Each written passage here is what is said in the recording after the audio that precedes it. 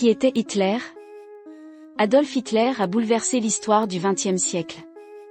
Autodidacte et orateur brillant, il a répandu son idéologie nazie dans toute l'Allemagne. Chef du parti nazi à partir de 1921, nommé chancelier en 1933, sa dictature a été instaurée à partir de 1934, époque où il est devenu le Führer. Face à sa politique militaire d'annexion de territoire, la Seconde Guerre mondiale est devenue inévitable. Comme il l'avait annoncé dans son livre Mein Kampf, il a mis en place la solution finale destinée à l'extermination des Juifs. 6 millions de personnes ont trouvé la mort dans les camps de concentration, juifs, tziganes, homosexuels, handicapés. Adolf Hitler jeune. Né en 1889 à Braunau, in Autriche, Adolf Hitler est le 4e enfant d'un douanier et d'une mère d'origine paysanne. Le jeune Adolf, qui aurait subi les violences de son père, devient orphelin à 14 ans. Élève médiocre, il abandonne ses études à l'âge de 16 ans. Il mène une existence de bohème, fréquentant les théâtres. Il apprécie la musique de Wagner et s'intéresse à l'architecture. Adolf Hitler et la peinture. La peinture a au départ un rôle clé dans le parcours d'Adolf Hitler, puisqu'il tente à 2 reprises et sans succès d'entrer à l'Académie des Beaux-Arts de Vienne, en 1907 et 1908.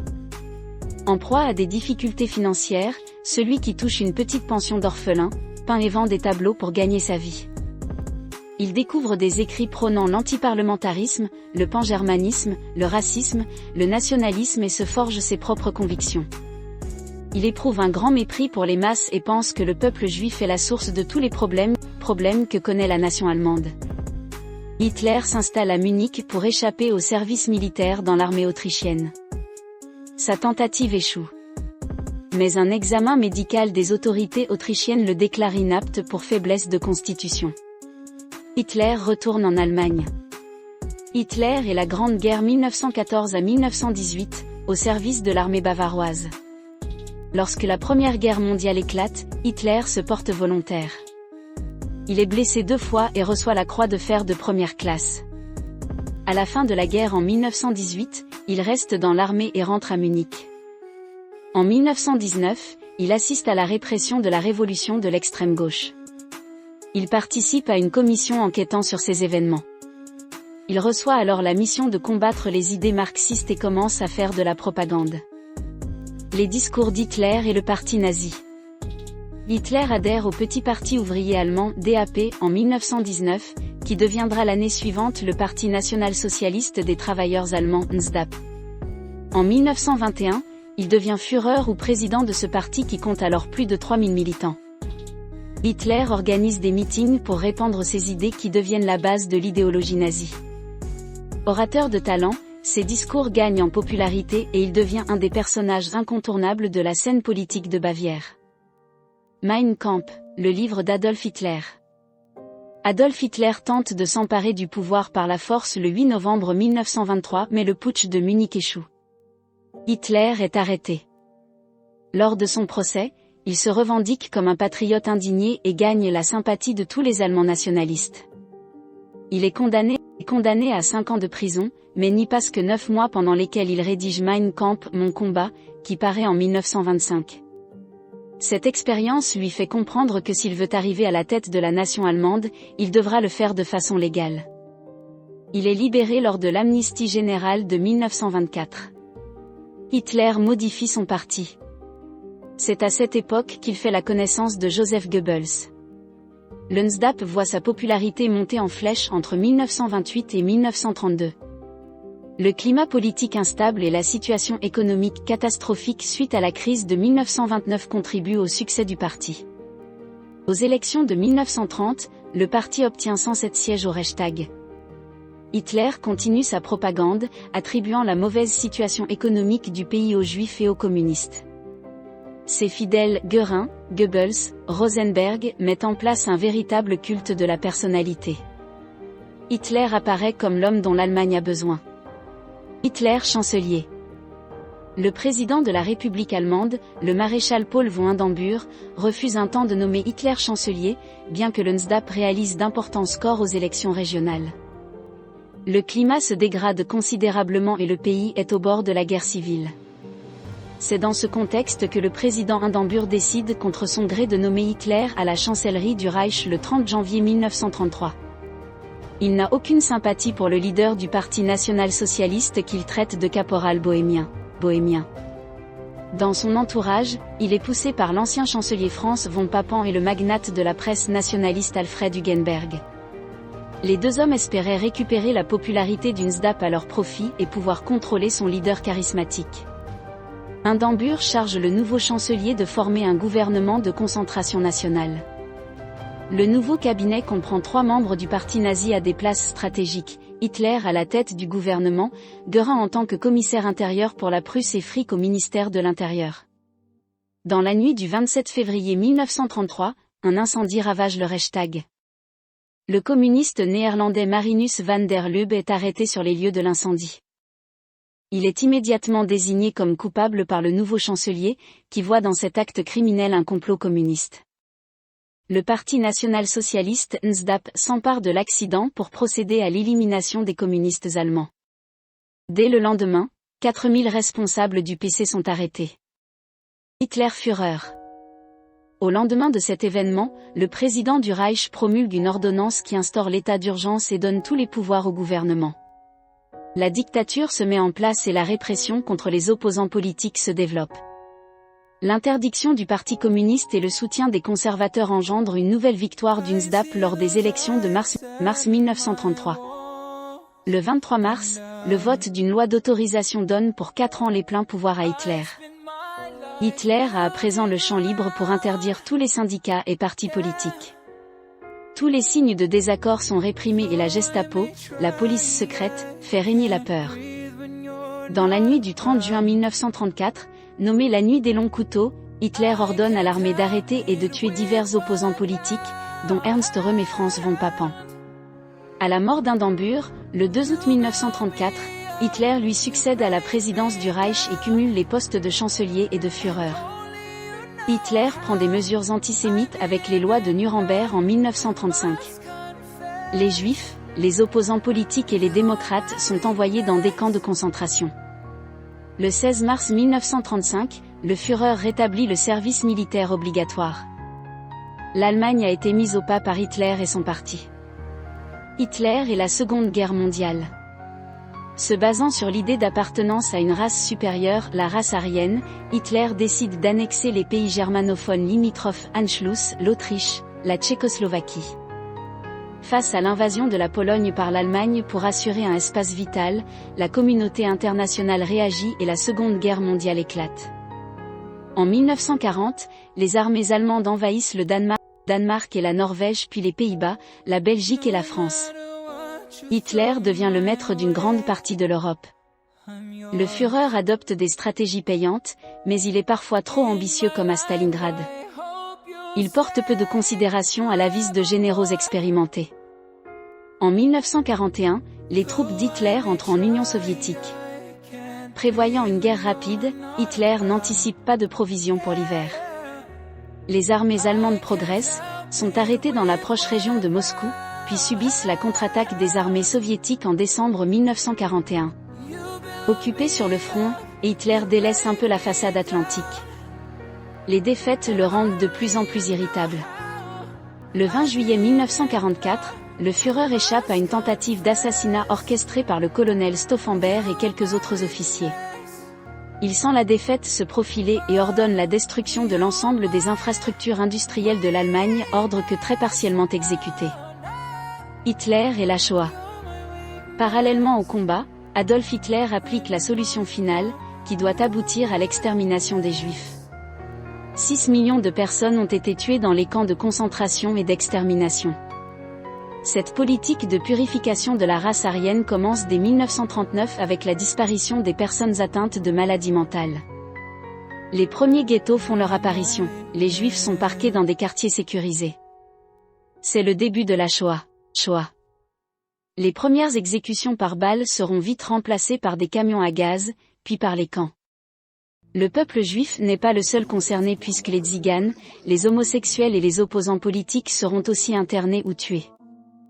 Mort d'Adolf Hitler. Le 30 avril 1945, alors que les troupes de l'armée rouge pénètrent dans Berlin, Adolf Hitler met fin à ses jours dans son bunker. Sa maîtresse, Eva Braun, qu'il a épousée la veille, se suicide avec du cyanure. Dans son testament, le Führer désigne comme successeur l'amiral Karl Dönitz et demande que son corps soit brûlé. Depuis le jour de sa mort en 1945, les rumeurs ne cessent de s'accumuler sur les possibilités qu'Hitler ne soit pas décédé dans son bunker. La plupart d'entre elles évoquent sa fuite en Amérique du Sud, en Argentine notamment. Le FBI a d'ailleurs alimenté les rumeurs en enquêtant sur sa disparition jusqu'en 1956. Certains sites internet tentent de prouver, photographies à l'appui, que telle ou telle personne ressemblait au personnage, et alimentent les hypothèses les plus farfelues. En 2014, une universitaire brésilienne supposait qu'Adolf Hitler était décédé en 1984 à l'âge de 95 ans au Brésil. Adolf Hitler, date clé. 20 avril 1889, naissance d'Adolf Hitler. Adolf Hitler naît dans un petit village autrichien, Braunau, en avril 1889. Quatrième enfant d'un douanier et d'une femme d'origine paysanne, il devient orphelin à 14 ans. 24 février 1920, Hitler présente la doctrine nazie. Au cours d'une réunion publique organisée à la Hofbräu de Munich, Adolf Hitler présente pour la première fois l'idéologie nazie devant une assistance de 2000 personnes. Il propose, grâce à la création d'un parti nazi, de créer un État raciste national-socialiste. Hitler publiera son livre-programme Mein Kampf, Mon combat, 5 ans plus tard, en 1925. 30 janvier 1933, Hitler chancelier allemand. Le président de la République allemande, le maréchal Paul von Hindenburg, nomme sans conviction Hitler à la chancellerie du Reich. Il est hostile au leader du Parti national-socialiste, qu'il qualifie de caporal bohémien. Hindenburg charge Adolf Hitler de former un nouveau gouvernement dit de concentration nationale. Le nouveau cabinet comprend 3 membres du parti nazi qui figurent à des places stratégiques, Hitler à la tête du gouvernement, Göring comme commissaire intérieur pour la Prusse et Frick au ministère de l'Intérieur. À la mort d'Hindenburg, le 2 août 1934, Hitler lui succède à la présidence du Reich. 27 février 1933, incendie du Reichstag. Dans la nuit, le Parlement allemand s'embrase. Le communiste néerlandais Marinus van der Lubbe est arrêté sur les lieux de l'incendie. Il est immédiatement désigné comme coupable par le nouveau chancelier Adolf Hitler, qui voit dans cet acte criminel un complot communiste. Le Parti national-socialiste NSDAP s'empare de l'accident pour procéder à l'élimination des communistes allemands. Dès le lendemain, 4000 responsables du PC sont arrêtés. 16 mars 1935, Hitler rétablit le service militaire. Le chancelier allemand Adolf Hitler annonce le rétablissement du service militaire obligatoire en Allemagne. Dans le même temps, il décide que les effectifs de l'armée seront portés de 100 000 à 500 000 hommes. La France, l'Angleterre et les États-Unis, vainqueurs de la Première Guerre mondiale, assistent impuissants à la première violation du traité de Versailles. Hitler ne cache plus son désir de former une armée offensive et puissante. 15 septembre 1935, création des lois de Nuremberg. À Nuremberg, pendant le congrès du parti nazi, Hitler promulgue ses premières lois antisémites. Il prive les juifs de la citoyenneté allemande et leur interdit aussi d'épouser ou de fréquenter des Aryens. 30 mois après l'arrivée au pouvoir des nazis, ces lois inaugurent un processus d'exclusion qui débouchera sur la solution finale. 7 mars 1936, l'Allemagne viole le traité de Versailles. Les troupes de la Wehrmacht occupent la zone démilitarisée de Ruhr. Le chancelier allemand, Adolf Hitler, déclare caduques les dispositions du traité de Versailles par lesquelles l'Allemagne s'engage à démilitariser la Ruhr. Si les puissances occidentales s'insurgent face à cette violation du droit international, elles ne prennent aucune mesure concrète pour contrer l'Allemagne. Le service militaire obligatoire avait déjà été rétabli illégalement un an auparavant. En 1938, les accords sur les frontières seront à nouveau bafoués quand le Führer ordonnera l'invasion de l'Autriche. 13 mars 1938, Hitler réalise l'Anschluss. Après la démission forcée du chancelier autrichien, Hitler donne l'ordre à ses troupes d'envahir l'Autriche au petit matin. Les Autrichiens acclament les soldats du Reich, qui ne rencontrent aucune difficulté à prendre possession du pays. Le chancelier allemand défilera dans sa ville natale, Braunau am Inn. Il proclamera la réunification de l'Autriche et de l'Allemagne au nom de l'Anschluss, le rattachement. Tenté dès 1934 mais avorté sous la menace de l'Italie, ce rapprochement entre les deux pays était interdit par les traités de Versailles et de Saint-Germain, pourtant les démocraties occidentales ne réagissent pas. Un référendum organisé par Hitler en Allemagne et en Autriche approuvera massivement cette annexion. L'Autriche, nouveau pion sur l'échiquier nazi, devient la marche de l'Est du Reich, l'Ostmark. 30 septembre 1938, signature du traité de Munich. Dans la nuit, Hitler, Mussolini et les deux premiers ministres anglais et français, Chamberlain et Daladier, signent à Munich un accord sur le statut de la Tchécoslovaquie. Après 12 heures de négociations et dans le but d'éviter un nouveau conflit européen, la France et la Grande-Bretagne cèdent aux ambitions allemandes. Le gouvernement tchécoslovaque, peu enclin à admettre cette rupture du traité de Versailles et de Saint-Germain-en-Laye, a dû se soumettre aux volontés des grandes puissances. L'Allemagne est la grande gagnante de cette rencontre. Hitler envahira les Sudètes dès le lendemain, commençant ainsi le démantèlement de la seule démocratie d'Europe centrale. Les accords de Munich deviendront par la suite le symbole de la faiblesse des démocraties européennes face à la montée des fascismes. 23 août 1939, le pacte germano-soviétique. L'URSS et l'Allemagne signent à Moscou un pacte de non-agression valable pour 10 ans. Un protocole secret répartit leur zone d'influence en Europe de l'Est. Hitler, qui obtient ainsi la neutralité de l'URSS, déclarera la guerre à la Pologne le 1er septembre. Staline en profitera alors pour agresser la Finlande, annexer les pays baltes et envahir la Roumanie. Ce pacte sera rompu lorsqu'Hitler lancera une attaque contre l'URSS le 22 juin 1941. 1er septembre 1939, la Wehrmacht envahit la Pologne. 20 ans après la fin de la Première Guerre mondiale, que les survivants voulaient comme la der des der, la dernière, Hitler, qui cherche à assurer l'espace vital de l'Allemagne, envahit la Pologne. 2 jours plus tard, la Grande-Bretagne et la France déclareront la guerre à l'Allemagne. C'est le début de la Seconde Guerre mondiale, qui ne s'achèvera qu'en 1945 et fera plus de 50 millions de morts. La défaite de la Pologne, dotée d'une armée obsolète, sera rapide. Le sort de la Pologne pendant l'occupation sera particulièrement difficile. 10 mai 1940, Hitler envahit la Belgique. 7 mois après la déclaration de guerre de la France et de l'Angleterre, l'Allemagne rompt le front occidental. Le Führer met ainsi fin à la drôle de guerre en lançant ses armées sur les Pays-Bas, la Belgique et la France. En quelques jours, 8 à 10 millions de Belges et de Français se retrouvent sur les routes. Les états-majors néerlandais et belges capitulent les 15 et 27 mai. Les Allemands entrent dans Paris le 14 juin et le maréchal Pétain demande l'armistice qui sera signé le 22 juin. 22 juin 1941, opération Barbarossa en URSS. Les troupes allemandes pénètrent en Union soviétique. Nom de l'opération, Barbarossa. Pourtant alerté par ses services secrets, Staline ne s'attendait pas à ce qu'Hitler rompe le pacte de non-agression signé 2 ans plus tôt. Bien qu'ennemi du bolchevisme, le Premier ministre britannique, Winston Churchill, apporte aussitôt son soutien à l'URSS. La Wehrmacht, d'abord victorieuse face à une armée rouge démoralisée, sera arrêtée par l'hiver avant d'atteindre Moscou. Considérant les Slaves comme des sous-hommes et le communisme comme leur principal ennemi, les nazis mèneront en URSS une guerre bien plus cruelle qu'à l'Ouest. Cette attitude jouera en leur défaveur, stimulant le patriotisme russe au sein de toute la population. 20 juillet 1944, tentative d'assassinat contre Hitler. Assistant à une réunion au quartier général de Rastenburg, le Führer échappe à une tentative d'assassinat fomentée par la noblesse militaire allemande. Le comte Klaus von Stauffenberg, chef d'état-major des armées de l'intérieur, organise l'attentat dans le but de restaurer la monarchie ou du moins de mettre en place une dictature conservatrice. Il dépose lui-même une valise piégée sous la table de réunion et quitte la salle. Mais la valise est fortuitement déplacée. Elle explose vers midi, loin d'Hitler. Il n'est que légèrement blessé. Stauffenberg sera exécuté le soir même et remplacé par Himmler. 30 avril 1945, Hitler se suicide.